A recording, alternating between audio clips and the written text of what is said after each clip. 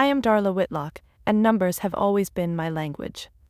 Growing up in a sleepy Ontario suburb, I'd spend hours untangling math puzzles while my family fawned over my sister Faye's pageant crowns.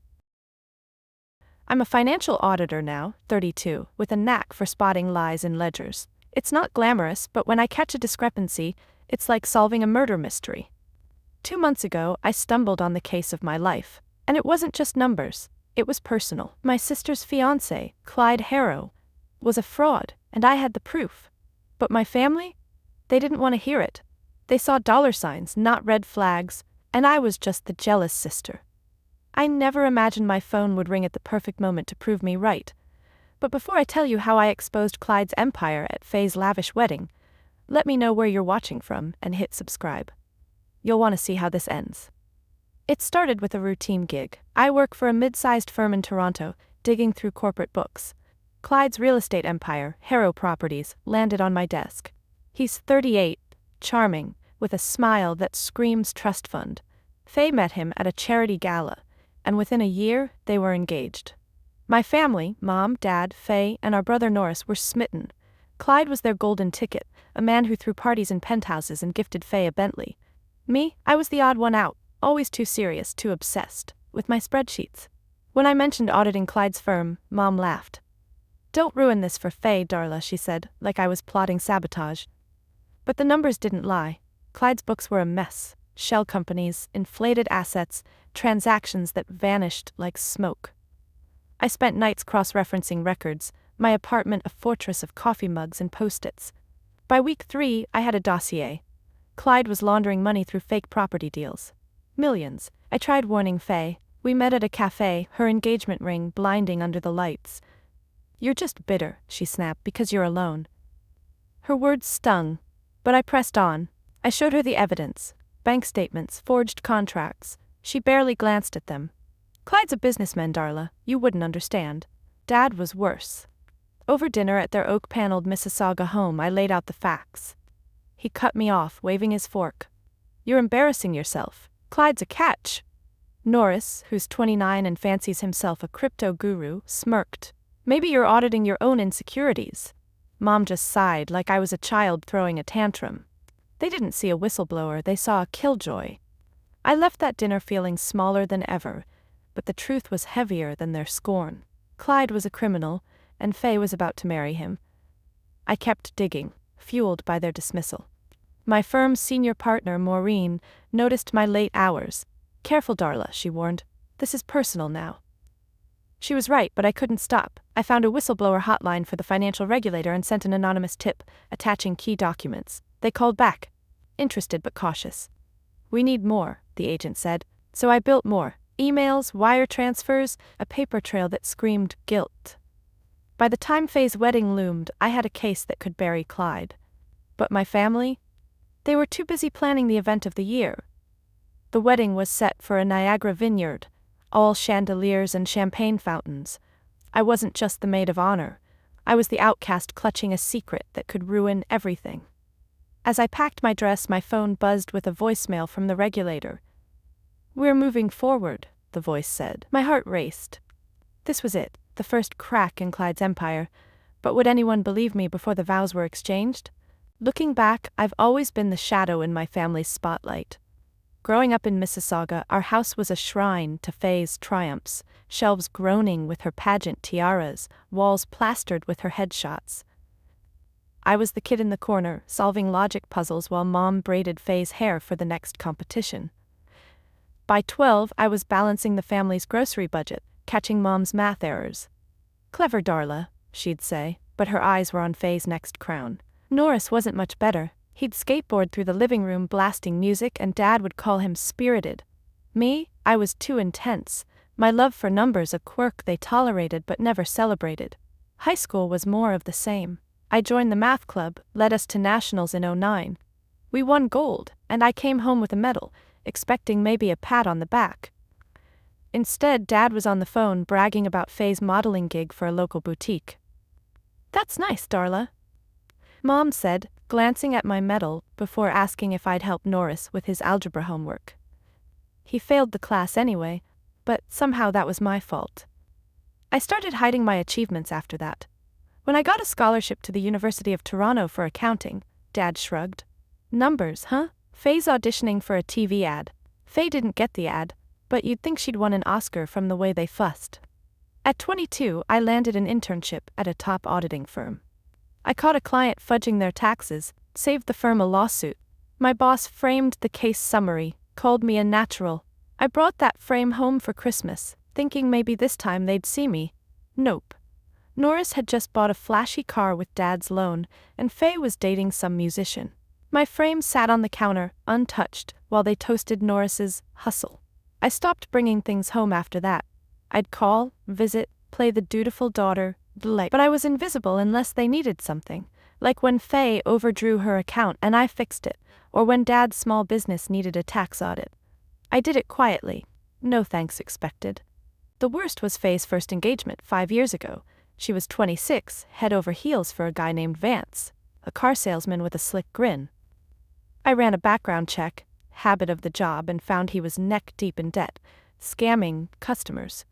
I told Faye privately, showed her the records. She cried, called me cruel. Mom and Dad took her side, said I was meddling. When Vance skipped town, leaving Faye heartbroken, no one apologized. They just threw a bigger party for Faye's fresh start. That's when I learned, truth doesn't matter if it dims their star. Those years built a wall in me. I threw myself into work, became the auditor who never missed a detail. My colleagues, Maureen, my mentor, and Percy, the IT guy, became my cheerleaders. They'd high-five me when I cracked a tough case, like the time I traced a CEO's offshore accounts to a Cayman shell company. But family dinners? They were a battlefield. Every visit I'd brace for the same script.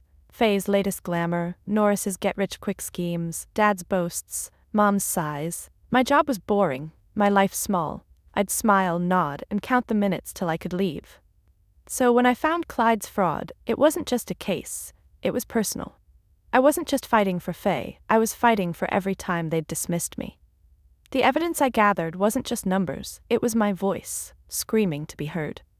But as the wedding neared, I knew they'd rather burn my proof than face it. I'd been invisible too long, and Clyde's charm was too bright. Still, I clutched my dossier, hoping maybe this time they'd listen. The moment I realized Clyde was a fraud hit me like a lightning bolt. It was a Thursday night, 3 months before Faye's wedding, and I was hunched over my laptop in my Toronto apartment, surrounded by takeout containers. I'd been assigned to audit Harrow Properties as a side project. My firm was subcontracted by a bank Clyde was wooing for a loan. At first, it was routine. Revenue streams, asset valuations, the usual. But then I spotted it. A $2 million transfer to a company called Blue Vista Holdings. The name sounded legit, but when I dug deeper, it was a ghost. No office, no employees, just a P.O. box in Delaware. My gut screamed, follow the money. That aha moment turned into an obsession. I canceled plans, ignored texts, lived on coffee and adrenaline. Blue Vista led to 3 more shell companies, each funneling cash to offshore accounts. I cross-referenced Clyde's deals, luxury condos, retail plazas, and found inflated valuations. A $10 million property would be listed at $15 million, with the extra siphoned off. By week 2, I had a spreadsheet mapping his network. Fake invoices, forged contracts, even a charity he founded that was just a front. It was a house of cards, and Clyde was the kingpin. The struggle was brutal. I wasn't just fighting numbers, I was fighting doubt. What if I was wrong? What if this ruined Faye's life? I called Percy, my IT guy at work who's a wizard with databases. Over beers at a dive bar, I showed him my findings. Darla, this is huge, he said, eyes wide. He helped me hack into a public records database. Nothing illegal, just clever. And we found Clyde's name tied to a 2018 fraud case that got dropped for lack of evidence. That lit a fire in me. I wasn't chasing a hunch. This was real. Building the case was like assembling a puzzle with half the pieces missing. I worked after hours, my desk a war zone of highlighters and sticky notes. Maureen caught me at the office at 2 a.m. once, poring over wire transfers. You're in deep, she said, handing me a coffee. I nodded, too wired to explain. I tracked down a former Harrow employee, a nervous guy named Lester, who met me in a parking lot. He confirmed Clyde cooked the books but begged me not to name him. He's dangerous, Lester whispered. That scared me, but it also fueled me. By month 2, I had a dossier thick enough to choke a lawyer. Bank records, emails, even a recorded call where Clyde bragged about creative accounting to an investor. I sent it to the financial regulator's whistleblower line, heart pounding. They called back a week later, assigning me an agent named Beverly. "This is solid," she said, "but we need airtight." So I kept going, pulling all-nighters, my life a blur of numbers and dread. I didn't tell Faye or my family, not after their dismissal at that cafe and dinner. This was mine to carry. The success was hidden, even from me at first. I didn't realize how big it was until Beverly emailed me. "We're building a case, stay quiet." My evidence was the backbone of a federal investigation. Me, Darla Whitlock, the boring auditor, had cracked a multimillion-dollar fraud. But it felt hollow. My family still saw me as the jealous sister, and Faye's wedding was weeks away. I'd walk into that vineyard with the truth in my hands, but would they care? Or would they hate me more? I stared at my dossier, its pages worn from my grip, and wondered if truth was worth the cost. All I knew was I couldn't stop now. Clyde's empire was crumbling, and I was the one holding the hammer. The wedding was tomorrow, and my world was teetering. I stood in my Toronto apartment, staring at a navy maid of honor dress hanging on my closet door, its satin sheen mocking me. My dossier on Clyde's fraud sat on my kitchen table, a brick of paper that could topple an empire. Beverly, my contact at the financial regulator, had called that morning. "We're close," she said, her voice clipped. "Your evidence is gold, but we need one more link." They were raiding Clyde's office next week, but the wedding was at a Niagara vineyard in 24 hours. I'd be walking down the aisle with a secret that could ruin Faye's life, and my family still thought I was the problem. Work was my only anchor. My firm was buzzing. My audit of Clyde's books had caught the bank's attention, and they were pulling their loan offer. Maureen slapped a sticky note on my desk. "You're a rock star." I managed to smile, but my mind was on the wedding. I'd spent weeks preparing, not just for the ceremony but for the moment I'd confront Clyde. I'd copied my dossier onto a USB drive, tucked it in my purse, and rehearsed what I'd say. But every time I pictured Faye's face, my resolve wobbled. She was my sister, even if she'd called me bitter. My family's group chat was a minefield. Faye posted photos of her dress fitting, Mom gushed about Clyde's generosity, and Norris bragged about his best man speech. I was silent, my thumbs hovering over the keyboard. Last night I'd tried calling Dad, hoping he'd listen. "Darla, don't start," he said before I got a word out. "We're focused on Faye's day." I hung up, my chest tight. They were so blinded by Clyde's wealth, his private jets, his vineyard rentals, that they couldn't see the rot. I felt like I was screaming into a void. Packing for Niagara, I moved like a robot. Heels, makeup, the USB drive. I caught my reflection in the mirror, pale, eyes shadowed from sleepless nights. I wasn't just fighting Clyde, I was fighting a lifetime of being unseen. My phone buzzed, a text from Percy, my IT buddy. "You got this, Darla." Truth wins. I clung to that, but doubt gnawed at me. What if I exposed Clyde and they still chose him? What if I lost them for good? The drive to Niagara was a blur of vineyards and lake views. I checked into the hotel where wedding fever was in full swing. Bellhops hauled floral arrangements and guests in cocktail dresses gossiped about Clyde's fairy tale proposal. I spotted Norris in the lobby, his tux already wrinkled. "Yo, Darla, don't be a buzzkill tomorrow," he said, half joking. I forced a laugh, my purse heavy with the USB. Faye was upstairs, probably glowing in her veil, while Mom and Dad played perfect hosts. I felt like an intruder in their story. That night, I sat on my hotel bed, dossier open. Pages of bank transfers, fake leases, Clyde's lies in black and white. Beverly's last email said they'd found a witness, a former accountant who'd flipped. It was enough to arrest him, but not before the wedding. I imagined walking into the reception, the clink of champagne glasses, and dropping the truth like a grenade. Would Faye cry? Would Mom scream? Or would they just turn away like always? I zipped the dossier into my suitcase and lay back, staring at the ceiling. Tomorrow I'd face them all. Clyde's charm, my family's denial, and the weight of a truth no one wanted. My phone stayed silent, no last-minute call to save me. It was just me, Darla Whitlock, against the fairy tale they'd all bought into. The vineyard was a glittering trap, all twinkle lights and roses, but I felt like I was walking into a lion's den. Faye's wedding day had arrived, and the air buzzed with excitement as guests swarmed the Niagara estate. I gripped my clutch, the USB drive inside it a ticking bomb. My navy dress swished as I navigated the crowd, forcing smiles for aunts and cousins who barely knew me. "Darla, you look nice," said Aunt Thelma, her tone implying I'd shown up in sweatpants. I nodded, scanning for Faye or Clyde, my dossier's weight heavy in my mind. The ceremony was in an hour, and I found Faye in the bridal suite, a vision in white lace. "You're late," she said, barely looking up from her mirror. I mumbled an apology, helping her adjust her veil while Mom fussed over the train.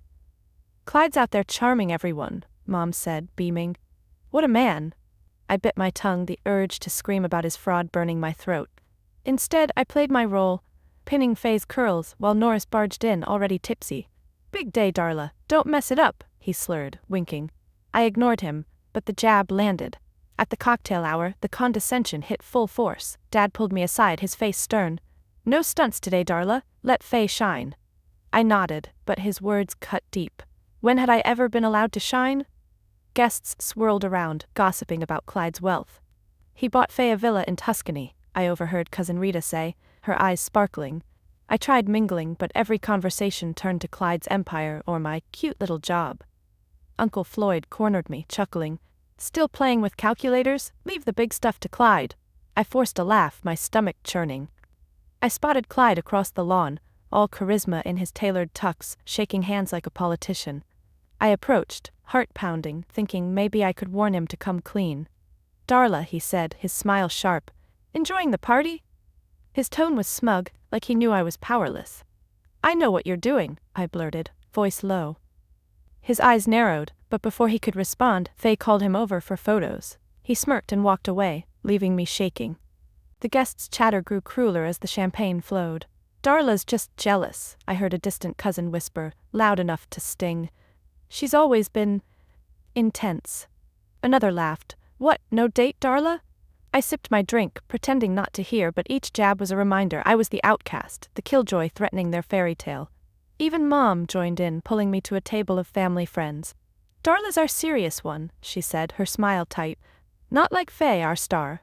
The table chuckled, and I stared at my plate, invisible again. I slipped away to the vineyard's edge, needing air. Percy had texted, "Stay strong, truth's on your side." But was it? My family was drunk on Clyde's lies, and my warnings were just noise to them. The ceremony was starting soon, and I'd have to stand at that altar, smiling for photos while carrying a secret that could shatter everything. I clutched my clutch, the USB drive a lifeline. I wasn't sure how I'd do it, but I knew I couldn't stay silent, not anymore. The music swelled, signaling the processional, and I steeled myself. This wasn't just Faye's day, it was the day I'd fight to be heard, even if they all hated me for it.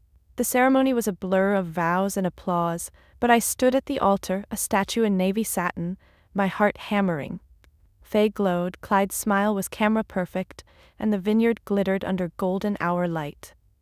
My family beamed from the front row, Mom dabbing tears, Dad nodding proudly, Norris snapping selfies. I clutched my bouquet, the USB drive in my clutch backstage, a silent scream. I'd tried to warn them, but they'd chosen Clyde's fairy tale over me. Now, as the officiant pronounced them married, the weight of their dismissal crushed me. The reception kicked off in a grand tent, all crystal chandeliers and endless champagne. I sat at the head table, forcing smiles as toasts began. Norris went first, his speech a sloppy ode to Clyde's hustle. The crowd cheered, but I saw Faye's glance my way, sharp, warning me to behave. Then Dad stood, his voice booming. "Faye's always been our star," he said, "and Clyde's the man who matches her light." He paused, looking at me. "Some people don't see that, but family sticks together." The words landed like a slap. Guests murmured, sensing the dig, and I stared at my napkin, heat rising in my cheeks. It got worse. Mom pulled me aside during the first dance, her perfume suffocating. "Darla, enough with your nonsense," she hissed. "You're embarrassing us." I tried to explain. Clyde's shell companies, the millions he'd stolen, but she cut me off. "You're jealous. Always have been." Her words echoed Faye's from the cafe, Norris's smirks, Dad's lectures. I was the villain, not the whistleblower. I nodded, throat tight, and she rejoined the party, laughing with Aunt Thelma like nothing happened. The final blow came after dinner. Faye and Clyde were cutting the cake when Dad called for a family moment. The tent quieted, and he stood, glass raised. "We've welcomed Clyde into our fold," he said, "but not everyone fits." He looked at me, his voice cold. "Darla, your bitterness has no place here. You're out." The room gasped, forks clinking awkwardly. Faye avoided my eyes, Clyde smirked, and Norris clapped like it was a show. Mom just stared at her plate. They were disowning me publicly for daring to speak the truth. I sat, frozen, as whispers spread. "She's always been weird," someone muttered. "Jealous of Faye," another agreed. I wanted to scream, to fling my dossier at them, but my limbs felt leaden. Years of being ignored, dismissed, invisible, it all crashed down. I was the kid with the math medal no one cared about, the auditor fixing their messes without thanks. Now they'd cut me off, choosing a fraud over their own blood. My eyes burned, but I wouldn't cry. Not here. I stood, legs shaky, and slipped outside the tent. The vineyard air was cool, stars piercing the sky. I pulled out my phone, hands trembling, and reread Percy's text. Truth wins. But it didn't feel like winning. My family had drawn a line, and I was on the wrong side. The USB drive in my clutch was my only weapon, but using it now felt like burning the last bridge. I leaned against a vine-covered trellis, their words looping in my head. Jealous, bitter, out. I was alone, the outcast they'd always seen, and for the first time I wondered if they were right. Maybe I was the problem. The music pulsed from the tent, mocking me as I stood in the dark, unsure if I had the strength to fight back. I stood outside the tent, the vineyard's chill seeping into my bones, my family's rejection ringing in my ears. The reception's laughter and clinking glasses felt like another world, one I'd never belonged to. My phone buzzed in my hand and I almost ignored it, too raw to face another jab. But the caller ID showed Beverly, my regulator contact. My heart lurched. I answered, voice barely a whisper. "Darla, it's done," she said, her tone urgent. "We raided Clyde's office an hour ago. Your evidence nailed him. Arrest warrants are out." I froze, the words sinking in. Clyde's empire was collapsing right now at the height of his wedding. Beverly kept talking. Documents seized, accounts frozen, a press release imminent, but I was reeling. I'd spent months building that dossier, every late night and skipped meal leading to this. "He's at the wedding," I said, glancing at the tent. "What happens next?" Beverly paused. "Police are en route. Stay safe, Darla." The call ended, and I stood, clutching my phone, the USB drive in my clutch suddenly heavier. The truth I'd fought for was real, and it was coming for Clyde in hours, maybe minutes. I slipped back into the tent, my pulse racing. The dance floor was packed, Faye and Clyde swaying under fairy lights, guests snapping photos. My family sat at the head table, laughing, oblivious. I scanned for police lights outside, but the vineyard was still calm. I felt like a spy, holding a secret that could detonate the night. Dad caught my eye, his glare daring me to make a scene. I looked away, my mind spinning. This was the moment I'd been dismissed, disowned, erased, and now I held the power to prove them wrong. A waiter bumped into me, apologizing, and I realized I was trembling. I grabbed a glass of water, steadying myself. Percy's text flashed in my mind. Truth wins. It was winning, but I wasn't sure I was ready for the fallout. Exposing Clyde now, mid-wedding, would shatter Faye's day, maybe her heart. But staying silent meant letting him walk free a little longer, his lies intact. I saw Norris across the room, toasting with Clyde's groomsmen, and Mom adjusting Faye's veil. They'd chosen him over me, called me jealous, cast me out. The sting of that fueled me. I moved toward the head table, my clutch tight against my side. The band announced the toasts, and Clyde stood, charming as ever, thanking everyone for celebrating our love. The crowd cooed, but I saw the cracks, his too tight smile, the way his eyes flicked to the exits. Did he know the raid had happened? My phone buzzed again, a text from Beverly. "Police 10 minutes out." My breath caught. This was it, the collision of my work and their denial. I could wait for the cops or take the mic and end it myself. I hesitated, watching Faye lean into Clyde, her face pure joy. She'd hate me forever if I did this. But then I remembered her at the cafe dismissing my evidence, calling me bitter. I remembered Dad's cold, "You're out," Mom's sighs, Norris's smirks. I'd been invisible my whole life, my truth buried under their fairy tale. Not anymore. I stepped toward the stage, my heart a drumbeat. The band was winding down, the mic free. I could feel the USB drive, my dossier's weight, urging me forward. This was my moment, not just to expose Clyde but to claim my voice even if it cost me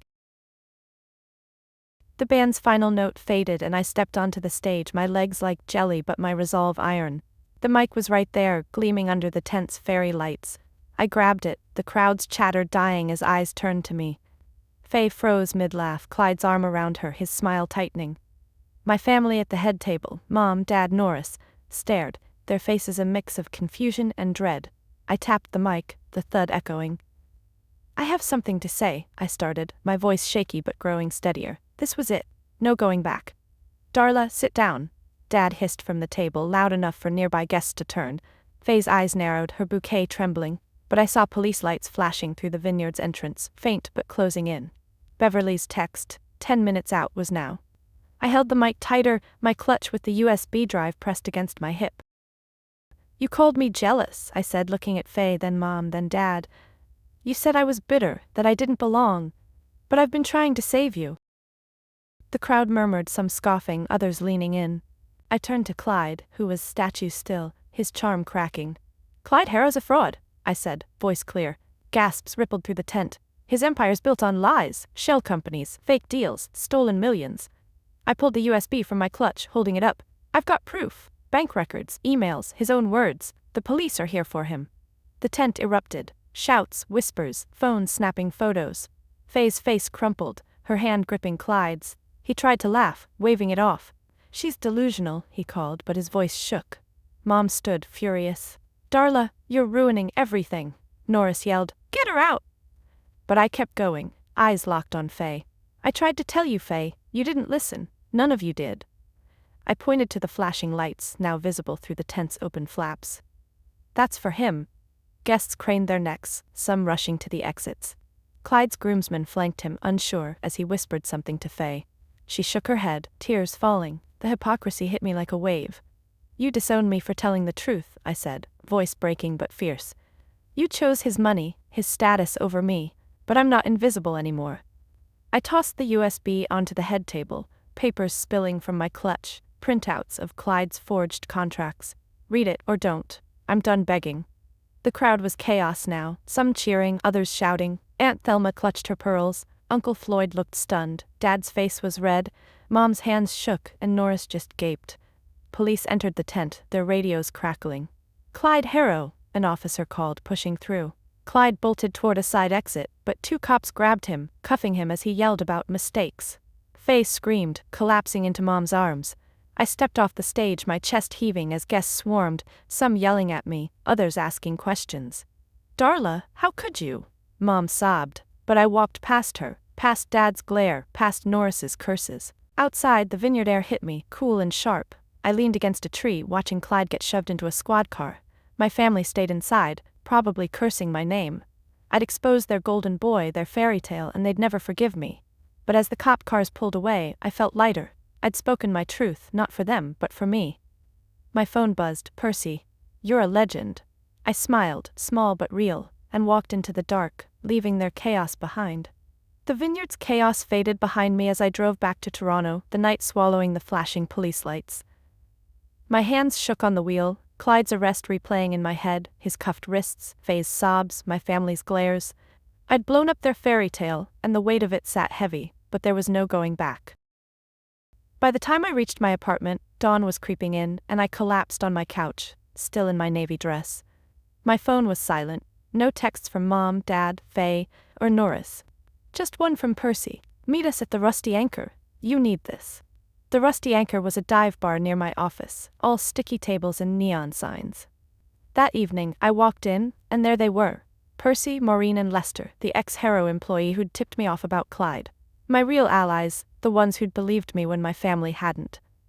Percy spotted me first, his lanky frame bouncing as he waved me over. "Darla, you legend," he shouted, sliding a beer my way. Maureen, her silver hair glinting under the bar lights, hugged me tight. "You did it, kid," she said, her voice warm. Lester, still nervous, raised his glass. "To truth," he mumbled, and we clinked. The contrast to the wedding was stark. The vineyard had been all glitz, champagne, chandeliers, and my family's cold dismissal. Here the air was warm, filled with laughter and off-key jukebox tunes. Percy recounted how he'd hacked a database to confirm Clyde's old fraud case, grinning like a kid. Maureen shared stories of her own whistleblower days, her eyes proud. Lester, loosening up, admitted he'd been terrified to talk, but felt free now. No one mocked my boring job or called me jealous. They saw me, Darla, the auditor who'd toppled an empire. We ordered wings, the sauce staining our fingers, and swapped stories. Percy teased me about my dramatic mic drop at the wedding, mimicking my voice. "Clyde's a fraud." I laughed, really laughed, for the first time in months. Maureen leaned in, serious for a moment. "Your family's wrong about you," she said. "You're stronger than they'll ever know." Her words landed soft, filling a hole I hadn't realized was there. Lester nodded, shy. "You gave me courage, Darla. I was hiding, but you weren't." I blinked back, tears, not from pain but from belonging. The bar's warmth wrapped around me like a blanket. At the wedding, I'd been an outcast, my truth a weapon they'd rejected. Here, it was a badge.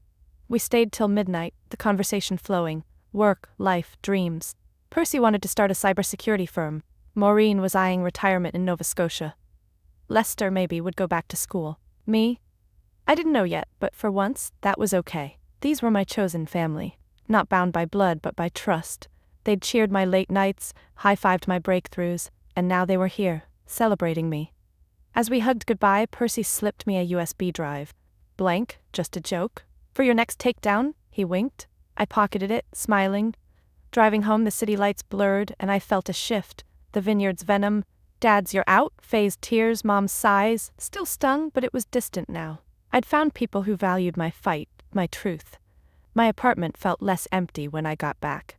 I kicked off my shoes, the navy dress crumpled on the floor, and slept soundly, knowing I wasn't alone anymore. The battle with my family wasn't over, but I'd found my corner, and it was stronger than their fairy tale ever was.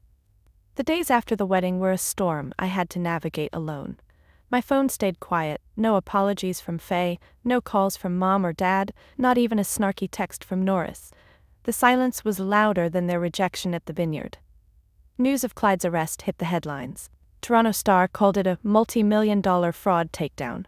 My name wasn't mentioned per the regulator's anonymity rules, but I knew the truth. My dossier had sparked it all. Still, the victory felt hollow when my family's last words to me were, "You're out." I went back to work, needing routine to ground me. Maureen greeted me with a coffee and a nod. No pity, just respect. Percy left a sticky note on my desk. "Badass Darla strikes again." I smiled, but the weight of my family's disownment clung like damp clothes. I kept expecting a call, maybe Faye admitting I was right, or Dad grumbling an apology. Nothing came. So I decided to draw a line, not just for them, but for me. First, I blocked their numbers. It wasn't spite, it was survival. Every unanswered call or text would have been a knife twist, reminding me of their dismissal. I unfollowed Faye's social media, where she was already posting cryptic quotes about betrayal. Norris's crypto bro rants and Mom's passive-aggressive photo dumps of happy family moments went too. Dad's contact, the hardest, I deleted last, his stern voice from the wedding still echoed. My phone felt lighter, my heart heavier, but it was a start. Next, I set rules for myself. No more fixing their messes, no bailing Faye out of overdrafts, no free audits for Dad's business, no tutoring Norris through his failed schemes. I'd spent years being their safety net, invisible unless they needed me. That Darla was gone. If they reached out, I'd only engage on my terms. An apology, a real conversation, or nothing. I wrote it down, a contract with myself, taped to my fridge. My truth, my boundaries, my peace.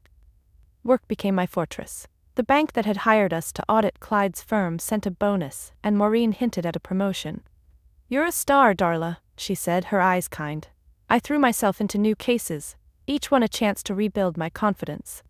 Percy and I started a side project, teaching colleagues how to spot fraud red flags. Lester, the ex-Hero guy, joined us for a session, his nervous laugh now bolder. They were my anchors, proof I didn't need blood to have family. My family did try crawling back indirectly. A week later, Aunt Thelma left a voicemail. "Darla, your mom's upset, maybe call her?" I didn't. Then Norris emailed, asking for help with a thing, no mention of the wedding. I archived it. Faye posted a public story, a vague family is complicated caption with a sad emoji. I scrolled past. Their half gestures weren't enough, not after they'd shunned me for Clyde's lies. I wasn't punishing them, I was protecting myself. By month's end, I'd moved my savings to a new account, separate from the family trust Dad controlled. I changed my locks, a symbolic act. My apartment? once a mess of takeout and dossiers, became a sanctuary. Plants on the sill, a new desk for late-night work. I wasn't erasing my family, but I was building a life where their approval wasn't my currency. The sting of their rejection lingered, but each boundary I set was a brick in my new foundation. I didn't know if they'd ever see me, but I was starting to see myself. Darla Whitlock, auditor, truth-teller, enough. With Clyde's arrest behind me and my family's rejection walled off, I turned my focus to what I could control, my work and its impact. Auditing had always been my strength, but now it felt like a calling. I'd exposed a fraud that shook Toronto's real estate scene, and that gave me a platform I'd never had. I wasn't just Darla, the overlooked sister. I was Darla Whitlock, the auditor who'd toppled an empire. I decided to use that to rebuild trust in my field and reclaim my name on my own terms. At the firm, Maureen pushed me to lead a new initiative. "You've got a nose for this," she said, handing me a project to train businesses on fraud prevention. I jumped in, designing workshops with Percy's tech flair and Lester's insider perspective. We taught small companies how to spot red flags, fake invoices, shell companies, the tricks Clyde had used. Our first session at a community center drew a crowd of local entrepreneurs. A bakery owner thanked me, saying she'd caught a supplier scam because of my tips. That felt better than any family dinner applause. I started a blog too, called Truth in Numbers. Nothing fancy, just posts about auditing basics, fraud cases, and my journey. I wrote about the wedding, vaguely, no names. Readers flooded the comments, sharing their own stories of being dismissed or uncovering lies. One woman, a bookkeeper in Vancouver, emailed me, "You inspired me to report my boss's embezzlement." I read it at my desk, eyes misty. My family had called me jealous, but strangers saw my strength. The blog grew, and a local news outlet asked to interview me. I said yes, framing it as a call to clean up financial systems, not a jab at Faye or Clyde. The Whitlock name still carried baggage. Dad's small business, Faye's pageant fame, Norris's crypto flops. I wanted it to mean something else. I pitched a pro bono program to my firm, offering free audits to nonprofits hit by fraud. Maureen greenlit it, and we started with a youth charity scammed by a fake donor. I spent weeks untangling their books, recovering enough funds to keep their summer camp running. At the camp's relaunch, a kid hugged me, saying, "Thanks for saving our games."